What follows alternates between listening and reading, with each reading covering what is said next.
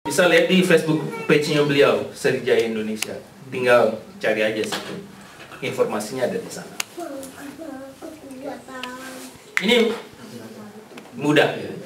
Jadi insya Allah itu dengan upaya-upaya yang dilakukan oleh beliau-beliau ini, kita sudah cukup mudah mencari tahu apa yang halal, apa yang haram di makanan itu. Kalau makan di luar, ini ada peta. Saya yang buat pertama kali ya, tapi ini crowdsourcing. Saya minta teman-teman, saya juga promosikan di acara Kimochi. Tolong dong isi ini. Misalnya ini ada kebab gitu di Shibuya. Habis ini mau pergi makan kebab juga boleh nih ke Shibuya. Kebab.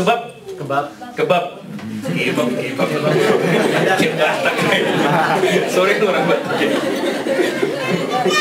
Kebab. Jadi waktu itu ada teman orang Indonesia tapi udah warga negara Australia. Dia bilang dia di sana selalu, dia tinggal di Melbourne dulu. Dia selalu keliling cari kebab enak di sana. Sekarang dia tinggal di Hyogo. Sekali waktu dia datang ke sini. Nih, gue mau ke Jepang nih. Ya terus cari kebab dong. Oh, motor kebab rupanya. Udah, Shibuya. Makan ke sana, oh ini enak. Itu kebabnya bisa dikirim nggak ke Hyogo? Wah, ntar kudu tanya dulu. Jadi, lihat aja ini ya. Jadi insya Allah ini ada peta mencari restoran-restoran. Pada prinsipnya itu kita cari sayuran dan makanan laut ya. Dan itu nggak susah di Jepang, nggak susah di sini. Mau kebab, mau India, mau apa gitu. Ya. Thai, ada Thai juga ya. Nasi goreng kepiting. Nasi goreng kepiting enak itu. Oke. Nah ini yang untuk mulai ya. Kemudian kalau kita lihat, kita mau lihat sesuatu gitu ya. Kita nggak tahu ini halal nggak sih gitu. Di Jepang prinsipnya tuh ada ini karena ini minuman ya, sama juga ya, minuman dan makanan itu diatur oleh peraturan perundangan pemerintah yang mewajibkan mereka memperlihatkan ingredients, genzairyō, dan juga kandungan alergen. Jadi ini yang defaultnya nggak boleh nih.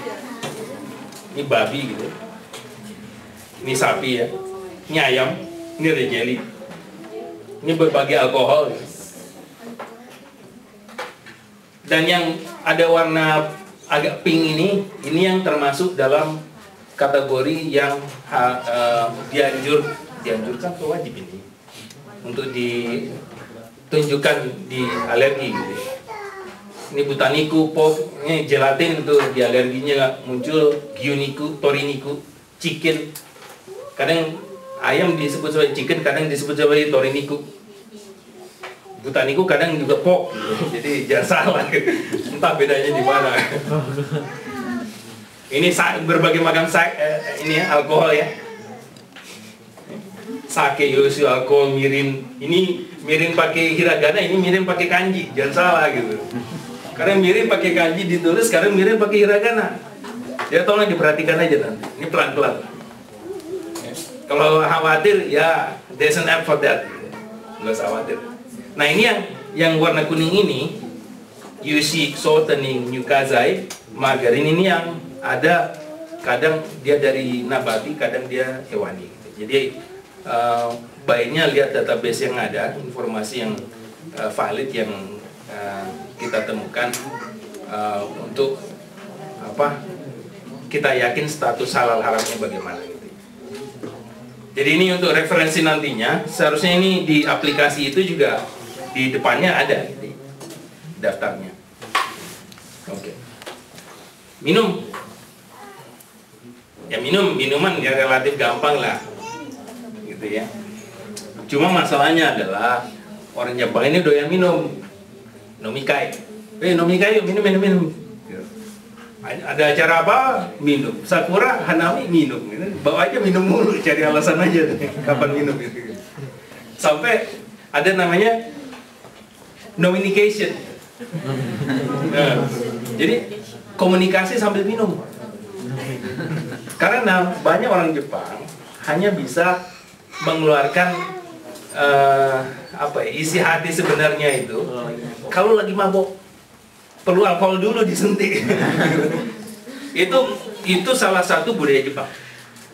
Tatemae dan honne. Honne itu apa sih? Sesungguhnya apa yang dia sebenarnya dia rasakan. Tatemae itu yang dia kasih ke kita waktu dia dalam keadaan sadar gitu. Begitu mabuk, honne-nya keluar gitu. Jadi boleh bilang minum itu buat orang Jepang bagian dari untuk ice breaking. Tapi kita jangan ikut minum ya. Kodawarinya ingat tadi ya, yang depan. Tolong diingat aja gini. Jadi ada di Jepang namanya tatemae dan honne. Contohnya begini. Kita bikin ribut di kamar, di apato gitu ya. Mengganggu tetangga. Tetangga jarang mau bilang langsung ke kita. Dia nelpon polisi atau lapor ke Oyasan kalau Oyasannya sama. Nanti Oyasan yang negur kita. Jadi tolong hati-hati di situ. Atau tiba-tiba misalnya di bawah di papan pengumuman gitu, ada dua tolong jangan ribut gitu. Kalau kita merasa kita bikin ribut, itu kita harus merasa bahwa itu untuk kita. Karena dia kecil kemungkinan dia akan berani ngomong langsung. Gitu. Ya. Jadi sekali lagi ini kita perhatikan lagi etiket bergaul di Jepang. Oke. Jadi tolong ingat tatemae dan honne gitu ya. Tadi apa sih? Rokehan ya pertama ya. Kedua tatemae honne gitu ya. Nominication gitu. Ya saya perkenalkan bahasa Jepang dikit-dikit lah. Kenapa itu penting? Karena begini.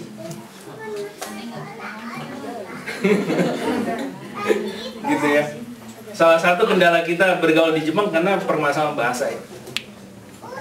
Kita nggak bisa bahasa Jepang, begitu datang, saya juga begitu. Waktu datang ke sini nggak paham bahasa Jepang. Cuma disuruh temen, tiba-tiba satu saat, nih isi apa nih? Oh formulir kursus intensif bahasa Jepang. Oh iyalah, kita isi, baru belajar bahasa Jepang. Ya. Lalu kita juga tidak tahu atau hanya tahu sedikit tentang tata krama orang Jepang. Kalau ini ya, kita cari di internet banyak tata krama orang Jepang itu bagaimana. Di Wikipedia di mana itu banyak etiket Japanese etiket. Pisahin sampah gitu ya. Itu penting gitu ya. Nah, tapi untuk tahap sekarang seperti yang juga Mas Doni bilang tadi adalah kalau kita nggak bisa bahasa Jepang, yang penting itu aisatsu, greeting. Ohayo gozaimasu. Harus sering latihan gitu ngomong. Mau latihan sekarang atau gimana? Ohayo gozaimasu, konnichiwa, konbanwa, sayonara, shitsurei shimasu, otsukaresama deshita. Dulu saya waktu masih mahasiswa gitu sama teman-teman gitu. Ohayo gozaimasu bilangnya gini aja, yaho, dibalik gitu. Ohayo, yaho. Sekarang kayaknya udah nggak zaman bilang yaho. Tapi otsukaresama deshita sama mahasiswa ngomongnya os. Ketemu cuma os. Gitu aja ngomongnya gitu. Kalau orang Jepang sesama orang Jepang gitu kan. Ketemu orang Jepang gitu. Os kaget juga pasti. Ih jago amat bahasa Jepangnya padahal taunya itu aja gitu.